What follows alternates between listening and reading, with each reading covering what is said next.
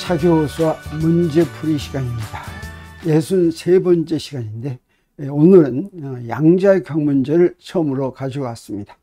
1차원 무한우물 포텐셜 문제인데 양자역학에서 슈레딩거 방정식을 직접 푸는 문제로 가장 간단하고 가장 처음에 풀어보는 문제죠. 이 문제를 자세히 들여다보겠습니다. 그래서 문제는 이렇게 생겼습니다. 1차원 우물 포텐셜인데 그 폭이 A입니다. 양쪽 폭이. 그리고 포텐셜 에너지의 높이는 무한히 올라간다라고 하는 뜻이죠. 이런 것은 어디에 이용이 되냐면 1차원 상자 속에 입자가 갇혀 있을 때 상자의 벽 바깥으로는 입자가 못 나가죠. 그래서 포텐셜 에너지를 무한대라고 할 수 있고 그 가운데에서는 자유롭게 움직일 수 있기 때문에 포텐셜이 0입니다. 자, 이런 문제에서 이렇게 무한 우물 포텐셜 같은 문제에서는 입자가 가질 수 있는 에너지가 정해져 있고 그걸 뭐라고 부르냐면 에너지 고유값이라고 부릅니다. 그리고 그 에너지 고유값에 대응하는 고유함수가 있죠. 그래서 폭이 A인 1차원 무한 우물 포텐셜에서 에너지 고유값과 그 고유값에 대응하는 고유함수를 구하라 라고 하는 것이 문제가 되겠습니다. 그러면 먼저 자유입자를 보겠습니다. 자유입자는 뭐였냐면 이것은 뉴턴 역학에서 나오는 것이죠. 똑같은 것입니다. 힘을 받지 않고 움직이는 입자가 자유입자입니다. 그래서 뉴턴 역학이 적용되는 거시세계에서는 이 자유입자 문제를 풀려면 어떻게 합니까? 모든 문제는 뉴턴의 운동방정식을 이용하죠. 근데 뉴턴의 운동방정식 F는 dt분의 dp에서 자유입자는 힘을 받지 않으니까 F는 0을 대입하면 되죠. F는 0을 대입하면 어떻게 됩니까? dt분의 dp는 0이니까 P는 일정하다. 다시 말하면 선운동량이 일정한 운동을 하죠. 미시세계도 비슷합니다. 미시세계에서는 무엇을 적용합니까? 슈레딩거 방정식을 적용하죠. 이 슈레딩거 방정식에서 힘에 해당하는 것이 무엇입니까? 포텐셜 에너지죠. 힘이 0인 경우는 포텐셜 에너지가 상수인 경우에 해당합니다. 그러면 상수인 경우 중에서 간단한 게 뭐냐면 0이니까 이 포텐셜 에너지가 0인 경우를 대입해서 풀면 되겠죠. 그러면 그때 다 풀이는 어떻게 되냐면 거시세계나 마찬가지로 운동량, 선운동량이 일정한 그런 운동을 한다라고 나옵니다. 그래서 자유입자 문제를 한번 풀어보겠습니다. 자유입자에 대한 슈레딩거 방정식을 풀겠습니다. 왜 그러냐면 무한우물 포텐셜에서도 바로 그 풀이가 이용되기 때문입니다. 그래서 자유입자에 대해서 풀면 자유입자에 대한 시간 독립 슈레딩거 방정식은 원래 슈레딩거 방정식은 시간에 의존하는 것이죠. 그런데 변수 분리가 되어서 시간에 의존하는 파동함수는 딱 정해지죠. 그래서 시간 독립인 슈레딩거 방정식 이것만 풀면 된다라고 하는 거 우리가 아는데 자유입자는 어떻다고 그랬습니까? 요게 0인 걸 했으니까 이게 0이면 어떻게 됩니까? 자, 이렇게 되죠. 자, 이렇게 됐을 때 이걸 어떤 모양으로 고쳐 놓냐면 dx 제곱분의 d 제곱 푸사이의 개수가 1이 되도록 이렇게 고칩니다. 1이 되도록 고치면 이렇게 되고 그러면 k 제곱은 무엇에 해당하겠습니까? 저 1이 되도록 나눌 것 같으면 k 제곱이 h바 제곱분의 2m이니까 k는 h분의 루트 2m이 이렇게 되겠죠. 그러면 여기서 이제 우리가 풀어야 될 미분 방정식은 이 미분 방정식인데 이 미분 방정식은 어떤 미분 방정식이냐면 이 미분 방정식의 이름이 선형 동차 상수계수 미분 방정식이라고 하는 것인데 이 상수계수 선형 동차 상수계수 미분 방정식은 푸는 방법이 딱 정해져 있습니다. 이렇게 미분 방정식을 풀 때는 그 미분 방정식이 어떤 미분 방정식이냐에 따라서 풀이 방법이 정해지는데 이렇게 선형 동차 상수계수 미분 방정식이면 아주 간단한 풀이 방법이 있다고 하는 거죠. 자, 그러면 이제 선형 동차 상수계수 미분 방정식이 무슨 말인가 하는 걸 잠깐 설명하는 게 좋겠습니다. 먼저 일반적으로 미분 방정식 2차 미분 방정식을 이렇게 쓸 수가 있는데 이때 무엇입니까? 여기 앞에 개수가 x의 독립변수 함수 ax, bx, cx 이렇게 쓸 수가 있는데 아까 뭐라고 그랬습니까? 가장 높은 차수의 미분의 그 개수를 1로 만드는 거 이게 우리가 이제 그냥 간단하게 하기 위해서 그렇게 하는 게 그게 관례입니다. 그래서 이렇게 1로 만들어 놓으면 2차 미분 방정식은 일반적인 형태가 이제 이런 형태가 이렇게 되니까 이때 이때 우리 이 미분 방정식에서는 미분 방정식이라고 하는 것은 이 식에 미분이 포함된 방정식을 미분 방정식이라고 하죠. 그럼 미분 방정식은 변수가 이제 여러 가지가 있습니다. 이 경우에는 변수가 x하고 y 두 개가 있는데 이 x를 이걸 독립변수라고 하는데 독립변수는 이제 어떻게 합니까? 네, 미분이 들어가 있을 때 미분의 분모에 나오는 변수죠. 그러니까 이것의 종속변수는 분자에 나오는 이제 변수입니다. 이게 y가 이제 종속변수라고 한다면 미분 방정식을 푸는 것은 이 종속변수를 독립변수의 함수로 다시 말하면 yx를 구하는 것이 미분 방정식을 푼다라고 하는 것이죠. 그리고 미분 방정식의 차수는 바로 가장 높은 차수를 얘기하죠. 그러니까 이 경우는 2차 미분 방정식이다 이렇게 얘기할 수가 있습니다. 그리고 아까 미분 방정식을 얘기할 때 선형 그런 말을 했죠. 선형은 바로 뭐냐면 좌변에 종속변수가 나오는데 각 항의 종속변수가 어떻게 되어 있습니까? 전부 다 1차지요. 이렇게 선형이라고 하는 건 1차다 이런 뜻이 됩니다. 만약에 어떤 항에 y제곱이 있으면 또는 y분의 1이 포함되어 있으면 이것은 선형 미분 방정식이 아닙니다. 그래서 이렇게 각 항마다 종속변수가 1차씩만 들어있을 때 그냥 y만 들어있을 때 그때 선형 미분 방정식이라고 하고 그러면 종속변수가 전혀 안 들어있는 것도 있죠. 전혀 안 들어있는 건 전부 우변으로 갖고 왔습니다. 그래서 우변은 독립변수만의 함수인데 이 우변이 0이면 뭐라고 그러냐면 동차 미분 방정식이다. homogeneous differential equation이다. 이게 0이 아니면 비동차 미분 방정식이라고 하는 것입니다. 그래서 우리 이 자유입자는 미분 방정식이 어떻게 생겼습니까? 자, 이렇게 생겼죠. 그러면 독립변수가 무엇입니까? x죠. 종속변수는 무엇입니까? 푸사이죠. 자, 이걸 어떤 꼴로 쓰냐면 이제 일반 표준 꼴은 이런 꼴이라고 그랬죠. 그러면 이제 이거 어떻게 됩니까? 요거는 2차 선형 우변이 0이니까 동차 방정식이죠. 그 다음에 좌변의 각 항의 개수가 어떻습니까? 독립변수의 함수가 아니라 상수만 들어있죠. 이게 상수 개수인 선형 동차 미분 방정식이다 라고 하는 것입니다. 그래서 이 상수 개수인 선형 동차 미분 방정식에서는 그 풀이하는 방법을 아는데 여기서 K는 맨 왼쪽에 있는 거하고 이제 이런 관계 있다고 그랬죠. 그때는 어떻게 하느냐? 그 풀이가 익스포넨셜의 알파 x라고 놓습니다. 항상 그렇게 항상 여기 알파 x는 이 알파는 상수 앞으로 구할 상수인데 이건 뭐 알파라고 써도 되고 람다라고 써도 되고 c라고 써도 되고 아무렇게나 써도 되겠죠. 자, 이렇게 놓고 원식에 대입하는데 원식에 대입한다라고 하는 것은 저 푸사엘 여기다 집어넣는다는 겁니다. 그래서 두 번째 항에는 그냥 푸사엘 집어넣으면 되겠지만 첫 번째 항은 푸사엘 두 번 미분한 것이죠. 그래서 한 번 미분하면 알파가 앞에 나오죠. 두 번 미분하면 알파 제곱이 나오죠. 이걸 집어넣습니다. 집어넣으면 어떻게 됩니까? 알파 제곱 2의 알파 x 더하기 k 제곱 2의 알파 x는 0 이렇게 되니까 2의 알파 x는 절대로 0이 없으니까 될 수가 없으니까 나눌 것 같으면 어떤 식만 남습니까? 그러면 항상 알파에 대한 이런 방정식이 나옵니다. 대수 방정식이 나옵니다. 항상 선형 동차 상수 계수 미분 방정식은 항상 이렇게 알파에 대한 방정식이 나오면 이 방정식을 풀어서 근을 구합니다. 여기서는 요 근 쉽게 두 개 구할 수가 있죠. 이 쉽게 두 개 구할 수가 있으면 이 알파 값을 저기다 대입한 거 그게 바로 풀이라고 하는 것이죠. 그럼 풀이가 어떻습니까? 풀이가 두 개가 나오는데 이 두 개가 다 포함될 수가 있습니다. 그래서 첫 번째 풀이가 포함될 수 있는 정도 앞에 개수 a를 붙이고 두 번째 풀이가 포함될 수 있는 정도 b를 붙이고 이 a와 b는 어떻게 결정이 되냐면 경계 조건이라든지 이런 조건에 의해서 A와 B 상수값이 결정이 되는데 자, 이 두 풀이가 풀이라고 하는 것은 자, 이렇게 된 것을 원식에 대입하면 원식을 만족한다라고 하는 것이죠. 그래서 이렇게 해서 알파가 만약에 이게 3차 미분 방정식이라고 하면 알파 값이 대수 방정식 플러스 나온 알파 값이 3개가 됩니다. 그러면 일반 풀이에 항이 3개가 들어가겠죠. 2차 미분 방정식은 딱 2개만 나와가지고 이렇게 풀이가 2개가 들어간다라고 하는 거죠.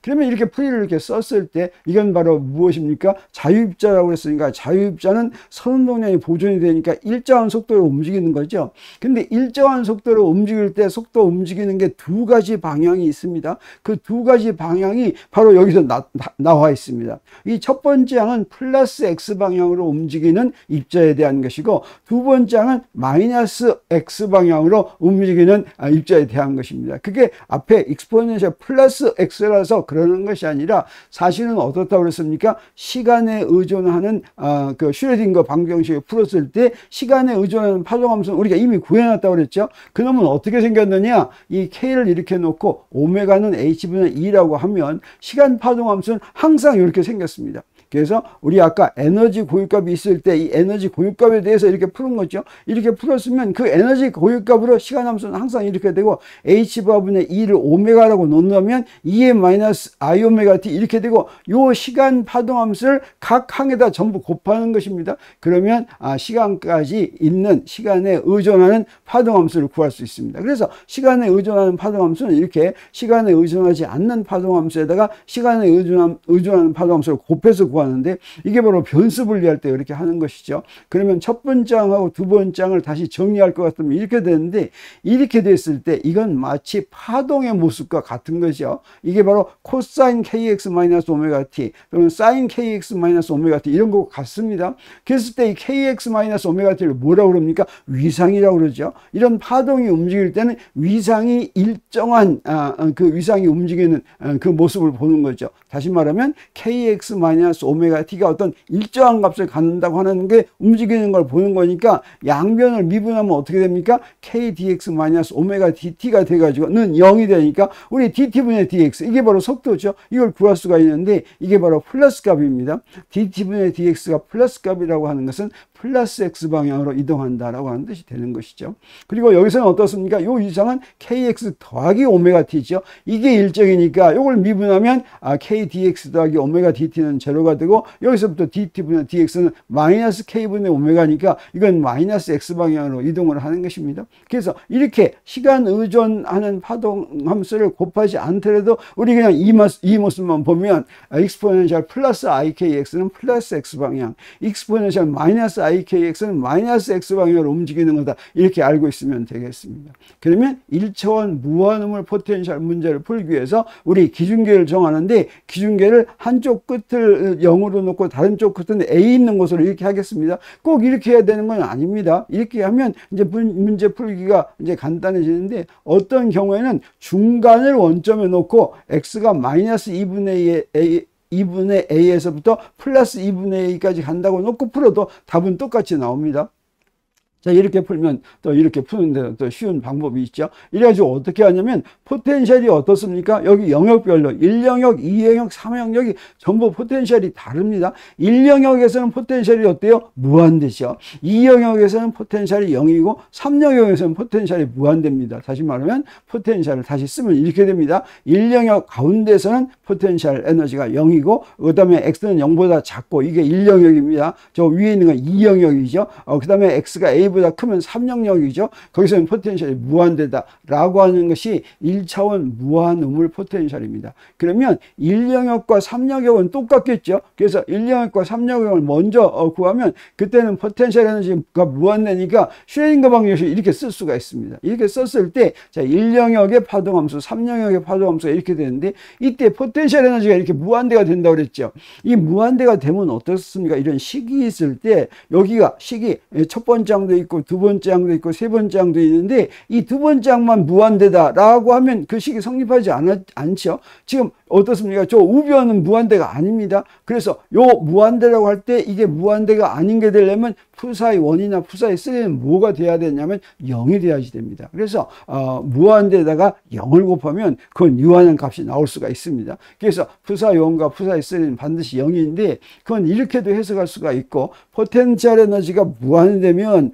그러면 그리로는 입자가 절대로 들어갈 수가 없으니까 그때는 파동함수가 0이다 이렇게 이해해도 상관이 없습니다. 그러면 영역 2는 어떻게 되냐? 영역 2는 포텐셜 에너지가 0이니까 이건 무엇하고 똑같습니까? 자유입자 문제하고 똑같죠. 그래서 자유입자에서 구한 풀이를 우리 그대로 갖다 쓸 수가 있습니다. 자유입자에서 구한 풀이가 무엇이었습니까? 익스포넨셜 ikx하고 익스포넨셜 마이너스 ikx였죠. 거기다 이제 a하고 b를 붙였습니다. 두 개의 파동함수가 어떻게 기여하는가? 이 두 개의 파동함수는 경계 조건으로 결정이 되는데 경계 조건이란 저기 경계가 여기는 어떻습니까? x는 0하고 x는 a가 경계죠. 그 경계에서 만족해야 되는 조건에 의해서 정해진다라고 하는 것입니다. 자, 그래서 우리 첫 번째 영역에서 파동함수는 0이고 세 번째 영역에서 파동함수는 0인데 두 번째 영역에서는 파동함수는 이렇게 된다라고 하는 것이니까 우리 x는 0에서 경계 조건을 보겠습니다. 그 얘기는 뭐냐면 첫 번째 경계 조건이 어떻게 해야 되냐면 파동함수는 서로 연속이어야지 됩니다. 그래서 첫 번째 파동함수의 파동함수하고 두 번째 x는 0에서는 첫 번째하고 두 번째가 지금 접촉되어 있죠. 그러니까 첫 번째 파동함수 영역의 파동함수와 두 번째 영역의 파동함수가 x는 0에서 같아야 된다라고 하는 거죠. 그래서 여기서 x는 0을 집어넣으면 첫 번째 파동함수는 0이죠. 두 번째는 어떻게 됩니까? 여기 x 0하면 a 더하기 b가 됩니다. 그래서 0은 a 더하기 b, 이게 식 하나 나왔습니다. 근데 식이 하나 더 있어야 되겠죠. 지금 구할 게 A하고 B니까. 그래서 식을 하나 더 구하겠습니다. 이건 어디서 구합니까? X는 A에서 경계 조건 하면 되겠죠. 이건 어떻게 하면 됩니까? X는 A에서 X는 푸사이 2하고 푸사이 3가 같아야 되겠죠. 그럼 어떻게 됩니까? 푸사이 3는 0인데 푸사이 2는 어떻게 돼요? A 익스포넨셜 IK 더하기 B 익스포넨셜 마이너스 IKA 이렇게 되겠죠. 그래서 이렇게 되겠습니다. 이게 이제 두 번째 식이죠. 이 두 개를 풀어야 되겠습니다. 그런데 A와 B를 푸는데 A와 B가 있고 는 둘 다 0 이렇게 되면 어떻게 됩니까? 그러면 어떤 부리가 나오냐면 A와 B가 전부 다 0이어야 됩니다. 근데 파동함수에서 A와 B가 전부 다 0이면 어떻게 됩니까? 그건 뭐 없는 거나 마찬가지죠. 그건 풀이가 될 수가 없죠.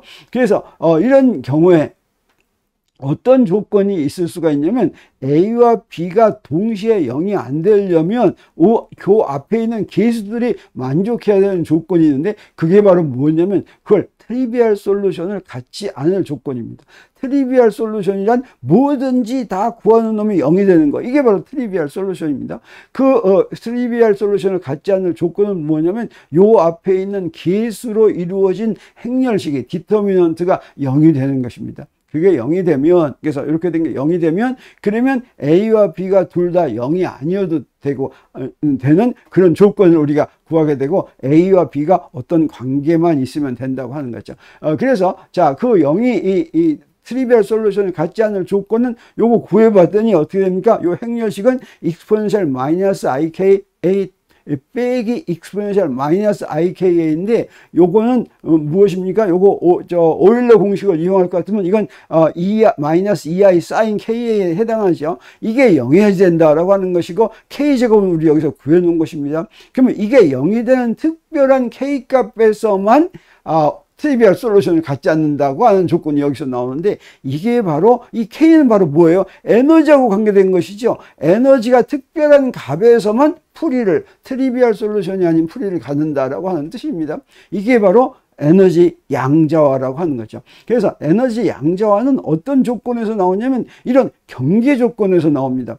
경계 조건이 없는 경우 우리 자유입자는 어떻습니까? 경계 조건이 없습니다. 어디든지 마음대로 갈 수 있죠. 이런 자유입자의 에너지는 양자화되어 있지 않습니다. 다시 말하면 디스크릿하지 않고 컨티뉴어스한 어떤 값이든지 다 가질 수가 있는데 이것처럼 무한 우물처럼 양쪽 경계에서 0이 되어야 된다라고 이 얘기는 무슨 얘기냐면 그 입자가 정해진 유한한 범위에만 있어야 된다라고 하는 조건이죠. 이런 유한한 범위에만 있어야 된다는 조건을 만족하면 항상 에너지가 이것처럼 양자화된다고 하는 걸 알 수가 있는데 그러면 그런 양자화한 값을 어떤 값이어야 되냐면 사인이 0이 되려면 요 KA가 파이의 배수가 돼야 되죠. 그래서 n파이 하면 되겠습니다. 근데 이 n은 반드시 1부터 시작해야 됩니다. n이 바로 0이라면 어떻게 됩니까? 사인 K가 항상 0이 되죠. 그것도 트리비얼 솔루션이죠. 그래서 그렇지 않으려면 n은 1부터 시작해야지 되고 그 n 값에 대한 k 값을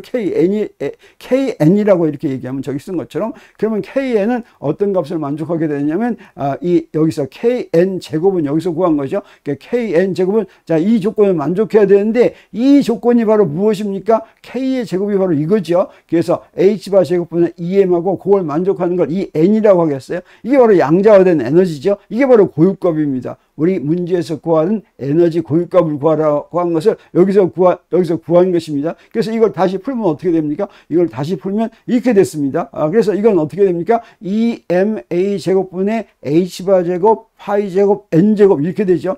그래서 무한우물 포텐셜에서는 에너지 고유값이 n의 제곱에 비례한다. 그래서 1일 때, 2일 때, 3일 때 그 에너지 고유값이 1일 때의 4배가 되고 9배가 되고 16배가 되고 그런다고 하는 거죠. 이런 에너지 고유값의 특징을 가지고 있다고 하는 걸 우리가 알 수가 있습니다. 자, 그러면 이제 고유함수 구하라고 그랬으니까 고유함수 구할 때가 됐습니다. 푸사의 1하고 푸사의 3는 0이니까 우리가 구해놨죠. 자, 이 고유함수를 구해야 되는데 이거 구해놨을 때 어떻게 됩니까? 이렇게 A로 뺄 것 같으면 요거 A로 빼서 우리 A 첫 번째 조건이 A 더하기 B는 0이었죠. 그러니까 A 더하기 B는 0에서 그럼 B가 마이너스 A가 되니까 A하고 이렇게 되는데 요건 바로 뭐냐면 EIA sin KX 이렇게 되는데 EIA가 새로운 상수다 이렇게 얘기할 수가 있죠. 그래서 A 프라임 sin KX 이게 바로 풀이가 되겠습니다. 그래서 우리 고유함수는 뭐냐면 A 프라임 sin KNX 이렇게 쓸 수가 있고 어떻습니까? 요건 바로 KN이 A분의 N파이니까 sin A분의 N파이 X 하고 n은 아까 1부터 시작하라고 그랬죠. 1, 2, 3. 그 다음에 이 a는 어떤 값이든지 좋습니다. a는 어떤 값이더라도 이게 어떻습니까? 원래 슈레딩거 방정식에 대입하면 a 값에 관계없이 이게 성립합니다. 그래서 어떤 값이나 좋은데 우리 그냥 아무 값이나 쓰면 좀 이렇게 귀찮으니까 값 하나 정해놓는 게 좋겠죠. 그래서 a 값에 상관없이 슈레딩거 방정식이 성립하지만 파동함수를 규격화하는 a 프라임 값을 정하면 편리하다라고 얘기하는데 규격화라고 하는 게 무엇인지 보겠습니다. 우리가 영어로는 normalization이라고 하는 것입니다. 규격화라고 하는 것은 이 파동함수에다 적당한 함수를 곱해가지고 이어서 이렇게 곱합니다. C 부사 이렇게 곱해가지고 그것의 제곱, 절대값의 제곱을 전 영역에서 적분하는 것이 1이 되어갑니다. 이 파동함수의 절대값의 제곱이 바로 어떤 의미를 갖고 있습니까? 파동함수의 확률 밀도죠. 그 확률 밀도를 다 더한 것이 1이 된다라고 하는 것은 어디에서든지 있을 확률이 1이 된다고 하는 얘기는 마찬가지죠. 그렇게 만들어 놓으면 좋겠죠. 그래서 그게 1이 되도록 이렇게 만드는 거 이걸 갖다가 규격화다라고 하고 여기서 규격화 상수를 구하는데 이 규격화 상수는 어떻게 구해지겠어요? 여기서부터 바로 파동함수를 제곱한 것을 적분한 값의 루트 분의 1이 바로 규격화 상수가 되고 이걸 규격화 상수다 이렇게 얘기한다고 하는 거죠. 그러면 무한우물 포텐셜 고유함수 아까 구해놨었습니다. 어떻게 구했습니까? 아까는 A 프라임이라고 썼었지만 그냥 A라고 써도 상관없겠죠. 그냥 A sin A분의 N파이 X인데 이것의 규격화 상수를 구하겠어요. 이 규격화 상수를 구할 때 어떻게 하면 된다고 그랬습니까? 요걸 제곱한 거를 요걸 제곱해 본다고 그랬죠. 이게 제곱하니까 이렇게 됐습니다. 제곱해가지고 적분한다고 그랬죠. 제곱해서 적분하니까 이렇게 되는데 요 앞에 sin 제곱을 제곱하면 항상 2분의 A가 됩니다. 그래서 요 2분의 A에다가 A 제곱을 한 것이 1이 돼야 되니까 우리 A는 뭐라고 하면 되겠어요? A는 루트 A분의 2 하면은 그러면 항상 규격화됐다. 다시 말하면 제곱해서 전 영역에서 다 적분하면 1이 된다라고 하는 걸 알 수가 있고 규격화된 것을 포함한 고유함수는 자 이렇게 하면 되겠어요. 이게 바로 구하는 에너지 고유값에 대응하는 n번째 에너지 고유값에 대응하는 고유함수가 이렇게 된다고 하는 걸 우리가 알 수가 있습니다. 그러면 요거 한번 그려 보겠어요. 그래서 여기 무한우물이 이렇게 있다고 한다면 여기 n이 1일 때의 에너지 고유값이 이렇게 된다고 하겠어요. 아까 n에다 1 대입하면 이렇게 되죠. 그럼 파동함수는 어떻게 됩니까? sin a분의 n파이 x 이렇게 됩니다. 요걸 그리면 어떻게 되냐면 sin 함수가 반파장이 있는 거 이런 게 딱 생깁니다. 요거 그리면. 그러면 n은 2일 때를 그리면 어떻게 되냐? n은 2일 때 그리면 요 놈의 몇 배가 된다고 그랬어요? 4배가 된다고 그랬죠. 그래서 여기다 4배가 됩니다. 여기다 2파이에서 이렇게 합니다. 그러면 여기다가는 2파이 x 이렇게 되면 여기 A분의 2파이 X 하면 요 2파이분의 A 요게 바로 이제 파장이 돼가지고 요건 한 파장이 됩니다. 그래서 이렇게 한 파장 된 걸 우리가 그릴 수가 있습니다.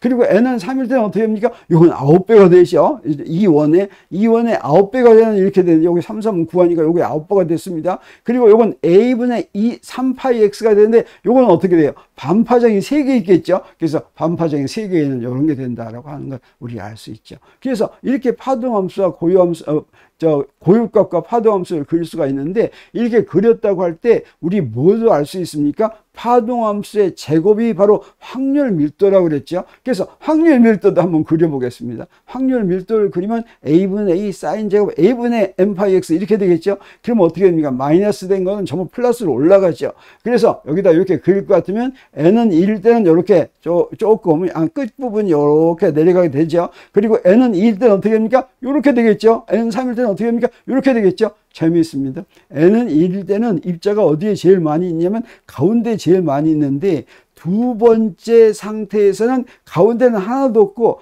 양쪽에 여기 이렇게 되는데 이렇게 있고 그 다음에 세 번째 상태는 이렇게 있는데 이게 마치 무엇하고 똑같습니까? 우리 줄에서 파동을 튕겼을 때 줄의 양쪽을 꼭 잡고 있으면 거기에 정상파가 생기죠. 거기 생기는 정상파하고 똑같은 걸 우리가 알 수가 있죠. 그래서 1차원 무한우물 포텐셜이 실제로 자연에 존재한다면 거기에 들어있는 입자들은 바로 이런 식으로 거기에 분포될 것이다 라고 하는 거. 이게 바로 분포될 확률이죠. 그래서 이런 식으로 분포될 것이라고 하는 걸 1차원 무한우물 포텐셜로부터 알 수가 있는 것입니다. 그래서 1차원 무한우물 포텐셜의 에너지 고유값과 그 에너지 고유값에 대응하는 파동함수 그리고 그 파동함수가 주는 확률 밀도까지 우리 자세하게 알아봤습니다. 다음에도 또 양자역학 문제를 가지고 여러분을 찾아오겠습니다. 자, 오늘 강의는 여기서 마치기로 하겠습니다.